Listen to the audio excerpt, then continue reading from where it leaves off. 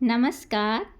आइए सुनते हैं यशपाल जी की लिखी कहानी नैतिक बल। रेल के दूसरे तीसरे दर्जे में यात्रियों से इंसानियत के नाम पर बैठने भर की जगह के लिए अनुरोध किया जा सकता है। फर्स्ट क्लास में ऐसी बात से कुछ झिझक होती है, लेकिन चल भी जाता है। वातानुकूलित यानी एयर कंडीशन में ऐसी बात ओछापन, ऐसा अनुरोध अनसुना रह जाए या रूखा जवाब मिले, इंतजाम करके आना चाहिए था। 6-7 साल पहले की घटना है। तरक्की में मैं ब्रांच मैनेजर बन गया था। उसके साथ ही सफ़र के दर्जे में भी प्रमोशन। यात्रा केवल 4 घंटे की। रात 11:30 बजे बरेली में उतरना था। पूरे बर्थ की खास ज़रूरत न थी। निजी काम से या किसी मातहत के साथ न होने पर सेकंड फर्स्ट में चला जाता, परंतु कंपनी के काम से जा रहा था। स्टेनो पहुंचाने आया था और चपरासी साथ। निचले दर्जे में सफ़र से कंपनी की प्रेस्टीज का सवाल था। वातानुकूलित बोगी में लगभग आधे कूपे, सभी में नीचे की सीट पर 2-2 मुसाफिर, यानी प्रति बर्थ 1 मुसाफिर। 4 बर्थ के केवल 3 डिब्बे, 2 में चारों बर्थ पर मुसाफिर। संध्या के 7:30 का समय। एक बर्थ पर पक्की आयु का एक पुरुष खिड़की की ओर पीठ सटाए अधपसरा। दूसरे पर साड़ी में युवा छरहरी नारी शरीर का आभास। एक स्त्री गाड़ी के फर्श पर रखे बॉक्स पर बैठी थी। 4 घंटे ऊपर खाली बर्थ पर लेटे गुजार देना भी मंजूर था, परंतु डिब्बे पर खड़िया से लिखा था रिजर्व्ड कंपार्टमेंट। इस डिब्बे के सामने से एक बार गुजर चुका था। पुरुष से आंखें मिली थी। मेरी स्थिति भी समझ गया था। पुरुष के चेहरे और आंखों में साधिकार वर्जना, ऐसी तमतमाहट के अनुरोध का साहस कठिन। उस कंपार्टमेंट के सामने से दूसरी बार गुजरा तो पुरुष ने शायद मेरी आतुरता के विचार से हाथ के संकेत से टोका, प्लेकार्ड्स। मैंने स्थिति भांप कर मुस्कान से उत्तर दिया, ओह विथ प्लेजर, कम इन। पुरुष ने निमंत्रण दिया। कुली से अपना सूटकेस भीतर रखवाकर डिब्बे में कदम रखा तो अच्छी विस्की और बढ़िया सिगरेट के धुएं की गंध। पुरुष ने अपनी जगह सीधे होकर अपने बर्थ पर बैठने की जगह दी। ताश की एक गड्डी समीप रखी थी। पुरुष ताश की गड्डी फेंटते हुए बोला, रमी? ओके, मैंने स्वीकारा। एक बार विचार आया, पूछ लूं कितना पॉइंट, परंतु ओछी बात की झिझक ने प्रश्न रोक लिया। पुरुष ने पत्ते बांटने से पहले बॉक्स पर बैठी स्त्री की ओर देखकर 2 उंगलियां उठा दी। स्त्री के शरीर पर अच्छी छपी हुई साड़ी थी, परंतु बैठने के ढंग और मुद्रा से नौकरानी। चेहरे और नाक पर चौड़ी फुल्ली से दार्जिलिंग आसाम की ओर की पहाड़न। स्त्री ने आदेश पाकर डिब्बे की दीवार पर गिलास टिकाने के लिए लगी तार की घटोलियों से 2 गिलास ले लिए। सुराही से जल लेकर गिलासों को प्लास्टिक की बाल्टी में खलखलाया। छोटे साफ सफ़ेद तौलिए से गिलासों को पोंछा। टिफ़िन बॉक्स से बोतल निकाली। मैंने कनखी से देखा, सफ़ेद घोड़ा स्कॉच थी। उससे अधिक कनखी से देखने का आकर्षण था सामने बर्थ पर लेटा, साड़ी में लिपटा हुआ युवा नारी शरीर। अपने समाज के सील के विचार से उधर से नज़र हटा ली। एक ही नज़र में दिख गया था, गोरी छरहरी तनवांगी थी। एक टांग सीधी पसरी हुई, एक घुटना उठा। कोहनी से उठी बाह के हाथ की उंगलियों में थमे सिगरेट के धुएं की पतली रेखा उठ रही थी। कलाई से सफ़ेद नग जड़ी सोने की चूड़ियाँ नीचे ढलकी हुई। बाह और चेहरा हाथी दांत जैसे गोरे। दूसरा हाथ माथे पर रखा, हथेली ऊपर की ओर। मुझ जैसे बेपरवाह कलाकार की कल्पना जैसी सुंदर। पतले लाल होंठ, सुघड़ नाक पर हीरे की बड़ी कनी की कील। नौकरानी ने 2 गिलासों में व्हिस्की डालकर तनवांगी की ओर देखकर पूछा। युवती ने माथे पर रखा हाथ इनकार में हिला दिया। नौकरानी ने थर्मस से दोनों गिलासों में बर्फ के 2-2 टुकड़े डाले। सीट के नीचे से दूसरी टोकरी से लेकर एक बोतल सोडे की खोली। दोनों गिलासों में आधो आध कर गिलास हमारे सामने कर दिए। गिलास लेकर धन्यवाद में पुरुष की ओर मुस्कराया। Best luck, cheers.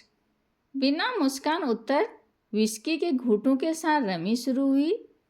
बात तो यह कि नज़र सामने की बर्थ से बचाए रखने के प्रयत्न के बावजूद ध्यान में वही अपूर्व सौंदर्य, परंतु पत्तों की ओर ध्यान रखना भी आवश्यक था।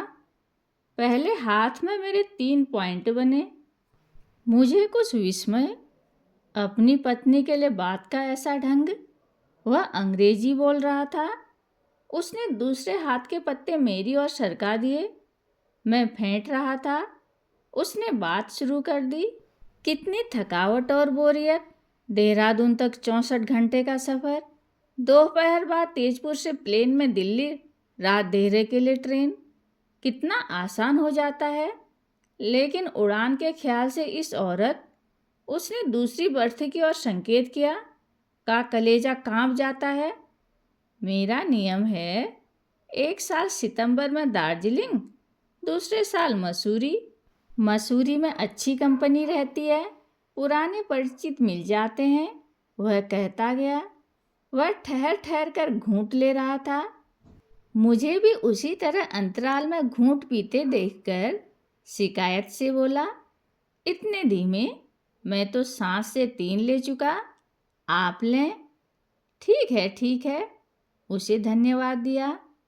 उस हाथ भी मेरे 4 पॉइंट बने। अगले हाथ में उसे 2 पॉइंट मिले। चौथा हाथ समाप्त होने पर उसने गिलास समाप्त कर मेरी ओर अनुरोध से देखा। खत्म कीजिए ना। उसकी बात रखने के लिए शेष 2 घूंट में सब खींच लिया। उसकी नज़र के संकेत से नौकरानी ने पहले मेरे गिलास में 1 पैग डालकर बर्फ सोडा डाल दिया, फिर उसके गिलास में बनाने लगी। वह नए पैग से घूंट लेकर फिर बोला, चाय बागान की जिंदगी में बहुत बोरियत।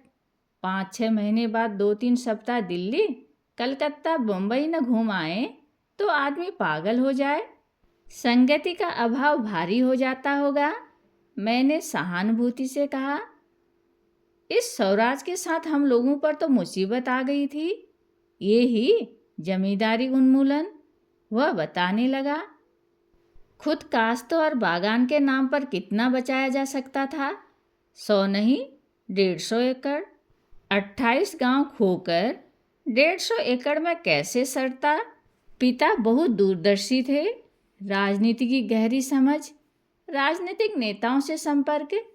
अंग्रेजी शासन के समय कांग्रेस को मदद भी देते थे। वे 1947 के अंत में ही समझ गए, जमींदारी अब नहीं बच सकेगी, गांधी भी उसे न बचा सकेगा। जमींदारी सामयिक भावना के प्रतिकूल, अब जमाना इंडस्ट्री का है। भगवान ने मौका भी बना दिया। स्वराज होते ही चाय बागान के ब्रिटिश मालिकों को कालों का आधिपत्य असहाय। पिता ने अवसर देखा। जमींदारी पर कर्जा ले पहले एक सुन्नाल इस्टेट खरीदी, तो 10 गांव बेच डाले। बाद में तुरंत बचिया टी इस्टेट भी खरीद ली। इधर 125 एकड़ का एक फार्म रखकर सब गांव बेच डाले। जमींदारी उन्मूलन का कानून पास होने से 1.5 बरस पहले ही अब एक इस्टेट 450 एकड़, दूसरी 325। सन 50 के बाद चाय का बाजार भी बेहतर है। 1.5 घंटे में 9 हाथ हो गए थे। मेरे 37 पॉइंट, उसके 12। उसके अनुरोध पर तीसरा पैग भी लेना पड़ा। नित्य विस्की का शौक अपने बस का नहीं। साथ संगत में ली तो प्राय 2 पैग से अधिक न लेने की सावधानी। नौकरानी गिलासों में ढाल रही थी। उसने अगले हाथ के लिए पत्ते फरफराते हुए मेरे सामने बर्थ के अभिप्राय से पूछ लिया, ये औरत कैसी जची? प्रश्न, जैसे माथे पर पत्थर आ पड़ा हो। अचकचाकर उसकी ओर देखा। ख्याल कौंध गया। अपनी पत्नी के बारे में ऐसा प्रश्न? असंभव। उसकी और तन्वांगी की आयु के अंतर की ओर भी ध्यान गया। संभल के कौतूहल से उत्तर दिया, चमत्कार। 2 ही मास पहले उसके लिए 60,000 दिए हैं। उसने नौकरानी से गिलास हाथ में लेकर बताया। हम दोनों ने तीसरी बार चीयर्स से कहकर घूंट लिए। पत्ते चलते चलते वह बताने लगा, दूसरे बाजारों की तरह इस बाजार में भी दाम चढ़ते जा रहे हैं। वह पत्तों को ध्यान से चलाने के लिए रुक रुक कर बोल रहा था। 13 बरस पहले वहाँ पहली लड़की का 30,000 दिया था। एक 17 साल की थी। 6 बरस बाद दूसरी के लिए 45,000। वह 19 की थी। यह 21 से ज़्यादा की है, पर 60,000। नए हाथ के लिए पत्ते मेरी ओर बढ़ाते हुए घूंट लेकर बोला, अपनी और औरत की उम्र व मुनसबत का भी ख्याल रखना चाहिए। इसके अलावा एक वक्त पत्नी के अलावा एक से ज़्यादा औरत नहीं, वरना औरत के साथ इंसाफ नहीं हो सकता। जब दूसरी ली, पहली के नाम बैंक में 10,000 जमा कराकर 20,000 में उसके लिए मकान और खेती के लिए ज़मीन दे दी। दूसरी के लिए 20,000 और 25,000 में ज़मीन मकान। दाम जो बढ़ गए हैं, किसी के साथ अन्याय नहीं होना चाहिए। अब भी उनकी ज़रूरत परेशानी का ख्याल रहता है। 2.5 पैक से ज़्यादा विस्की पेट में पहुंच जाने से दिमाग कुछ उड़ सा रहा था। तिस पर न्याय, नैतिकता और औचित्य की धारणा का यह अपरिचित पक्ष। उस उधेड़बुन में ध्यान पत्तों पर उतना न जम पा रहा था। 20 हाथ तक मेरे पॉइंट 92 थे और उसके 42, परंतु ट्रेन के बरेली स्टेशन के प्लेटफार्म में रुकते समय 50 पॉइंट का अंतर घटकर 22 का रह गया था। आंखों में गहरा गए लाल डोरों और चेहरे पर शराब के तनाव के बावजूद वह अविचलित तटस्थ बात करता खेलता जा रहा था। गाड़ी रुक जाने पर 2 मिनट बाद हाथ खत्म हुआ। संगति के आनंद के लिए बहुत बहुत धन्यवाद। मैं उठना चाहता था। वह मेरा हाथ थाम पेंसिल से कागज़ पर लिखे हिसाब पर नज़र डालने लगा। इस बार मुझे 2 पॉइंट मिले थे। 2-4 मिनट और ठहरने में हर्ज न था। बरेली स्टेशन पर एक्सप्रेस 15 मिनट रुकती है। मैं मौन था। पॉइंट मैं ही लिख रहा था, उसे दिखाकर, इसलिए मालूम था। उसने नौकरानी की ओर हाथ बढ़ाकर मेरे लिए अबोध भाषा में कुछ कहा। अनुमान सरल था। जुए में हारा पैसा भुगताना चाहता था। छोड़िए छोड़िए, मैं उठ खड़ा हुआ। उसके रोकते रोकते भी सूटकेस और टाइपराइटर के लिए कुली को बुलाने कॉरिडोर में बढ़ गया। कुली को लेकर लौटा तो वह बटुए से नोट गिन रहा था। बटुए की तरफ न देखकर उसने एक बार फिर संगति और ड्रिंक के लिए धन्यवाद में हाथ मिलाना चाहा। वह कॉरिडोर में आ गया था। हाथ में थामे नोट मेरे हाथ में देने का आग्रह। 24 पॉइंट के लिए मुट्ठी भर नोट। कुछ विस्मय, पर समझ लिया पैसे वाला आदमी है, रुपया पॉइंट खेलने का आदी होगा। मेरे नाना कहकर हाथ पीछे हटाने पर उसका आग्रह, नहीं नहीं, खेल का हिसाब न चुकाना अनैतिक। मुझसे हाथ मिलाते मिलाते उसने नोट मेरे कोट के सीने पर जेब में खोस लिए। कुली को लेकर रिटायरिंग रूम का रिजर्वेशन किया। सोचा काफ़ी ड्रिंक लिया है, पित्त न बढ़ जाए, कुछ खा लेना जरूरी है। लेट हो गया था, सोचा स्लाइस आमलेट ही सही। रेस्तरां में बैठकर ख्याल आया, सीने की खुली जेब में नोट रखना ठीक नहीं। भीतर की जेब में रखने के लिए पॉकेट में 2 उंगलियां डालकर नोट निकाले। इतने बड़े बड़े नोट, क्या 5-10 के? 5-10 रुपया पॉइंट। My God! शंका हुई, विस्की के प्रभाव में ठीक नहीं देख पा रहा हूँ। आंख मलकर ध्यान से देखा, नोट 100 के 24। पीठ पर पसीने की धारें बह गई। रुमाल से माथे और चेहरे को पोंछा। यदि हार जाता तो इतना तो सब कुछ देने पर भी न बनता। अपना 1.5 मास का वेतन। स्लाइस और आमलेट की प्रतीक्षा में धक धक सीने से सोच रहा था, कितना नैतिक व्यक्ति। 2400 रुपये का भी मोह नहीं, अपने सिद्धांत का पक्का। यह सामंती नैतिकता, जिसे मन भर जाने पर एक के बाद दूसरा, तीसरा नारी शरीर मुंह मांगे दामों खरीदते जाने में कोई झिझक नहीं। इस नैतिक बल के आधार उसके दोनों चाय स्टेट पर काम करते 1800 आदमियों का श्रम। इस नैतिक भुगतान में उसके प्रति मजदूर का 75 पैसे का भाग। कहानी सुनने के लिए धन्यवाद।